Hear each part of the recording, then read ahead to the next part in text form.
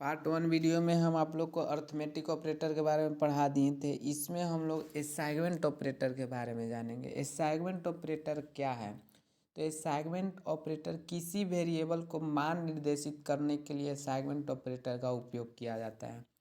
देखिए, assignment operator के साथ हमेशा बराबर का चिन्ह लगा रहता है। जैसे arithmetic operator simple plus minus गुणा भाग ए था, इसके साथ क्या है प्लस लिखकर बराबर। कुछ भी आप कर रहे हैं, जैसे माइनस कर रहे हैं तो माइनस लिखकर बराबर। एक क्या है असाइनमेंट ऑपरेटर है। मॉडुलस मॉडुलस बराबर, ये सब क्या है असाइनमेंट ऑपरेटर है। मल्टीप्लाई बराबर, इसके साथ हमेशा क्या लिखना रहता है बराबर लिखना रहता है।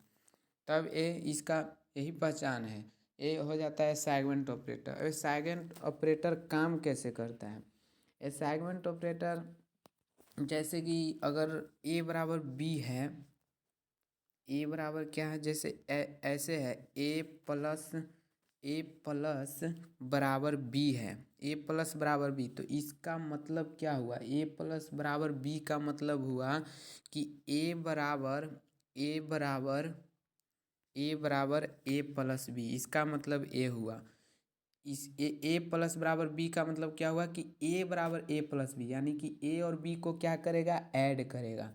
अगर यहाँ पे माइनस रहता है ए माइनस बराबर बी, तो इसका अर्थ क्या होता है ए बराबर ए माइनस बी। ठीक है, तो ए होता है आपका असाइनमेंट ऑपरेटर। अब आइए असाइनमेंट ऑपरेटर का एक एग्जांपल लेते हैं और रन करवाते हैं।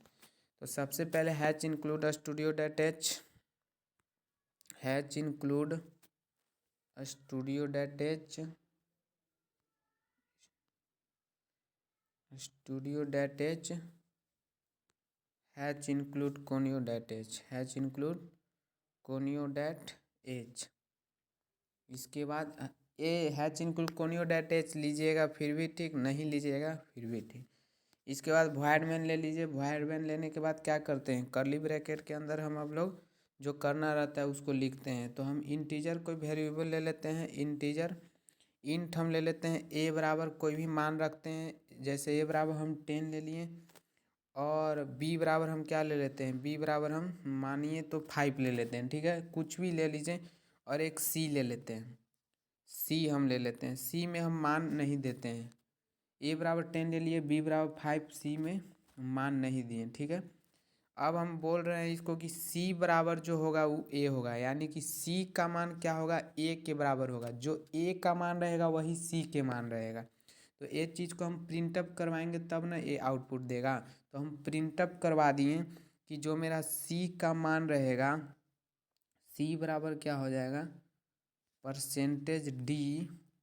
परसेंटेज डी क्यों हुआ? क्योंकि हम इंटीजर लिए हैं सी। देखिए सी को हम क्या किए, सी को हम प्रिंटअप करवा दिए कि जो मेरा सी का मान है वो एक के बराबर होगा। यहाँ लिख दिए सी प्लस बराबर बी। इसका मतलब क्या हुआ, हम शुरू में ही एग्जाम्पल दिए थे। इसका मतलब हुआ कि जो मेरा सी बराबर आएगा वो क्या आएगा, सी बराबर सी प्लस बी आएगा, यानी कि दोनों को ऐड करेगा। इसका मतलब हुआ। तो अब इसको भी हम प्रिंटअप करवाते हैं। प्रिंटअप में हम लिख देते हैं क्या, सी बराबर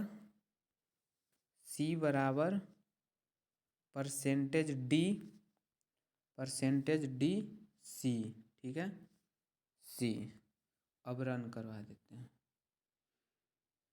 एरर बता रहा है वॉइड मैन के पास क्या एरर, अच्छा हाँ यहाँ मैन छूट गया है, मैन छूट गया है। अब रन करवा दीजिए।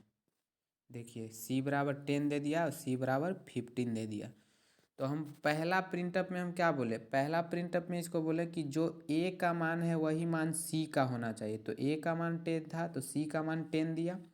दूसरा प्रिंटअप में इसको बोले कि जो सी बराबर आएगा वो बी और सी को जोड़ेगा। तो बी बराबर 5 है और ए बराबर 10 है और यही मान सी का है। तो 10 और 5 जुटेगा तो 15 होगा, तो 15 हो गया। तो यही काम करता है असाइनमेंट ऑपरेटर।